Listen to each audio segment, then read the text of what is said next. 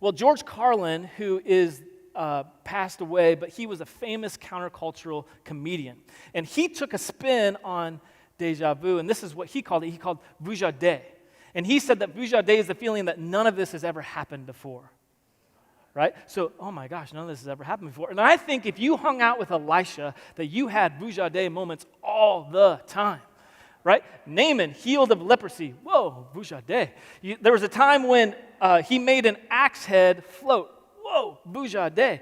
Right? So he opens up the servant's eyes. He sees chariots of fire all over the place. Whoa, Vuja day. There was a time when he raised a little boy from the dead. Whoa, Vuja day.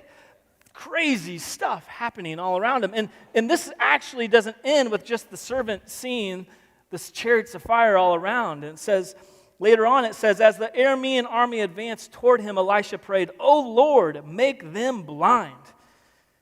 Now I want you to think about that just for a second.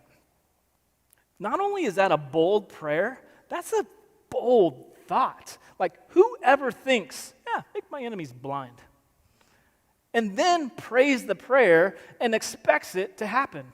And then, Vuja day, so the Lord struck them with blindness as Elijah had asked. Now, this next verse really gets to me, okay? Because I think Elisha is actually a pretty cheeky, kind of a funny person. At one point, he's being made fun of by all these like teenage boys. And so he gets real upset and he calls 2 female bears down and they start attacking these boys. Like, that's a pretty funny guy, right? That does stuff like that. So Elisha went out and told them, this is so funny to me. He says, you've come the wrong way.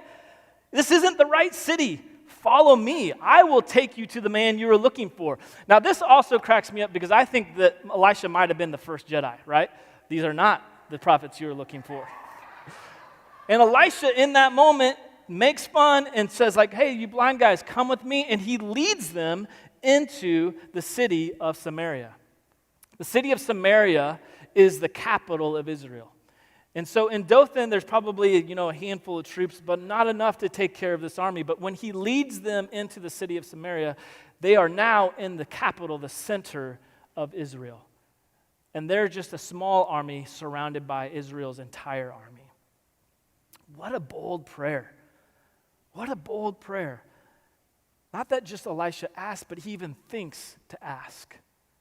What is it that's your Vuja day prayer? What's the prayer that you haven't even thought to ask? Bigger than you can even imagine asking God. That's kind of a hard thing to think about, right? But what is it in your life? What is it that you need God to do in your life that you just feel like, well, that's kind of a crazy prayer. Why do I even pray that?